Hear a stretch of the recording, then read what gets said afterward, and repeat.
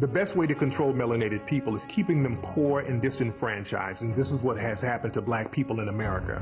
There's a reason why black people have been economically undermined, because it's very easy to control poor people. When people are poor, you can do whatever you want to them, and they won't have the economic power to fight back. They won't have the economic power to put a politician into power to help them out.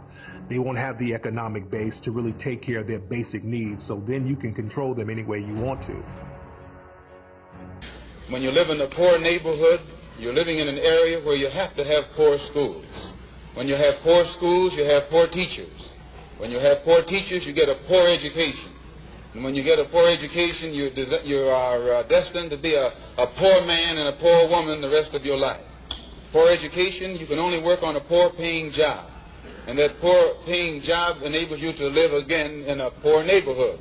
So it's a very vicious cycle.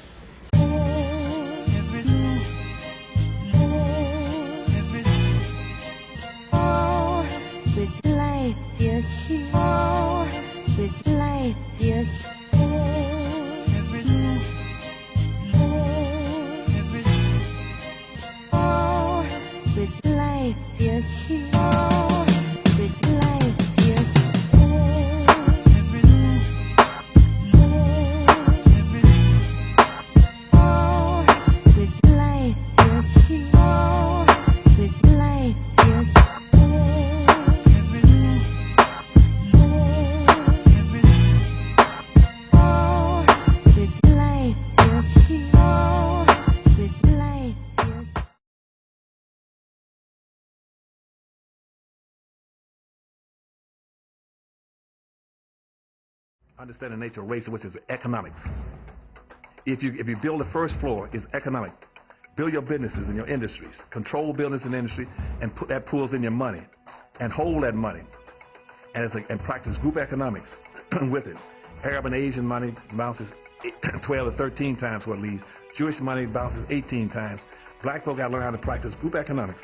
Black Americans spend every penny they get outside their own community. Then you take the money and the wealth that you get from that first floor and go to the second floor. The second floor is politics. You then take that money on the first floor and you control your politics. Black folk must quit allowing people to tell them to go out and vote. Vote for what? Nobody's going to do anything for black folk in politics. Politics is controlled by money. Major corporations who got the money. That's what controls politics. If you have no money, you have no say-so, you have no benefits coming. So you take your money and you control, and you take your money from the first floor, you buy every politician on the second floor. And then the politician you can't buy, you rent or lease them to get what you need. Then once you get the second floor under control with your politician, with your money, then you go to the third floor. The third floor then is the police department and the court system. You take your money from the first floor and your politics on the second floor, and you control the court system and the police departments. Then the fourth floor then is media. You then take the money that you generate off the first floor from business and industries and you go after radio stations, TV stations, newspapers, and cable systems so that you can now inform and communicate with your own people. Right now, black folk own and control less than 35 thousandths of 1% of the media in the United States. Out of 12,000 radio stations, black folk own about 75, 80. That's all. You own no cable systems. You don't have a daily newspaper. You have nothing of importance. You got about one black TV station. And so you can't communicate with your people. You can't inform your people. You can't do anything. You can have Rush Limbaugh and all the rest of the guys talking about racism all day long and bad-mouthing you. And O'Reilly. They can call black folk all kind of names all day long. What are you going to do? You can't respond. You can't communicate with your own people because you don't have an economic base. 51% of all the prisoners in the United States are black people. You only make up 12% of the population. That's no accident. It's because you don't control the economics and the politics. And they're going to go after the weakest people they can get their hands on to incarcerate them. That's the black folk. And what are you going to do in response to them when they over-incarcerate you? You're going to go out and have a march, a demonstration. We're going to march. March for what? Who cares?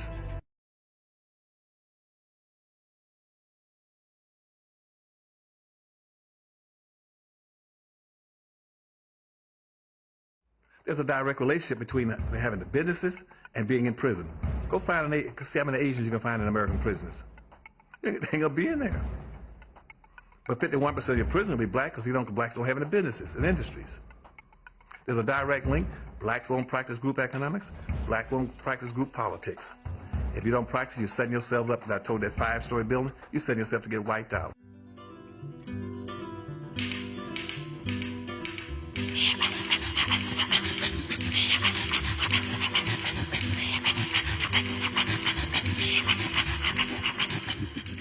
(1866) and up to about into the 1920s, black folk had the greatest economic achievement they've ever had in this country.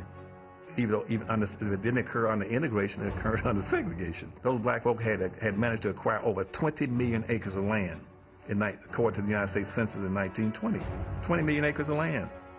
But between 1920s and 1950s, they lost almost all of it. Back in the 1920s up to the 1940s, we had black broom factories, we had black mattress factories. Almost every black major city had at least 2 cab companies.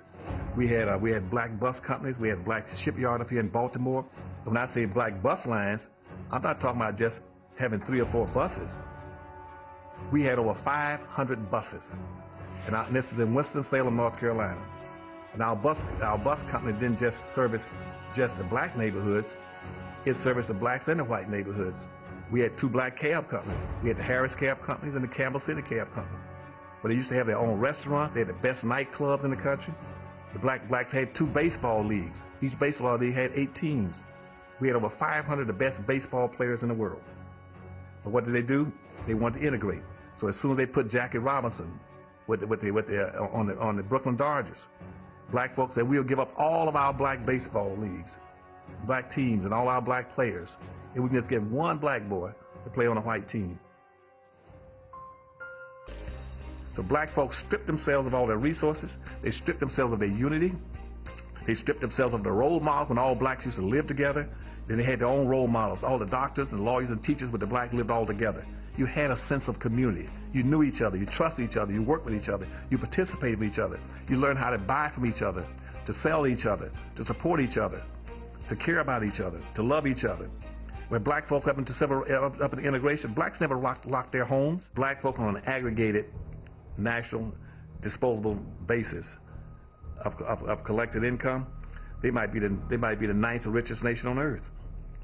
Right now, if I take all the black folks' money annually and aggregate it, they might be they're richer than maybe Sweden, Canada, India, Pakistan, whole bunch of countries, Thailand, folks most all put together.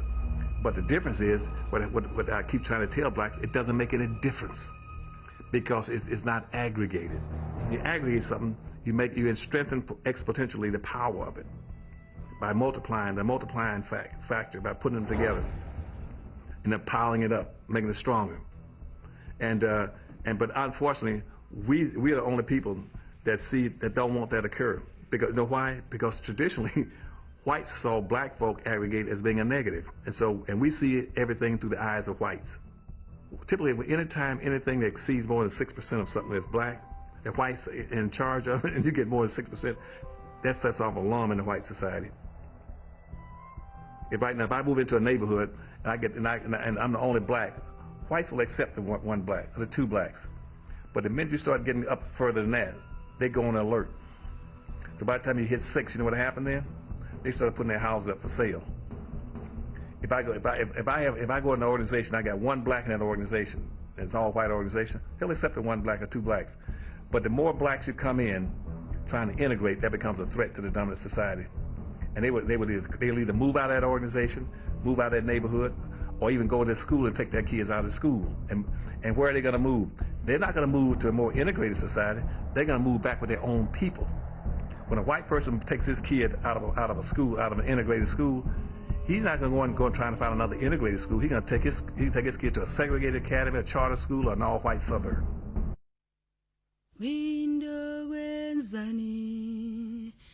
Umbikangaka tiza kwenzani umbikangaka windo kwenzani umbikangaka tiza kwenzani umbikangaka uyababona beqala shanje uyababona magqirha uyababona beqala shanje uyawabona amagqirha oya walila umntana uhlatywe ngameva asingomeva itolofia ayilo mntana uyakuthanda ukoyanyiswa ezindongeni andikhathali noma kutheni isana sami singonile andikhathali noma kutheni isana sami singonile walila lo mntana walila uhlatywe ngameva ayilo mntana uyakuthanda ukoyanyiswa ezindongeni andikhathali noma kutheni isana sami singonile andikhathali noma kutheni isana sami singonile walila lo mntana walila uhlatywe ngameva ayilo mntana uyakuthanda ukoyanyiswa ezindongeni andikhathali noma kutheni isana sami singonile andikhathali noma kutheni isana sami singonile mama iyo ayo mama iyo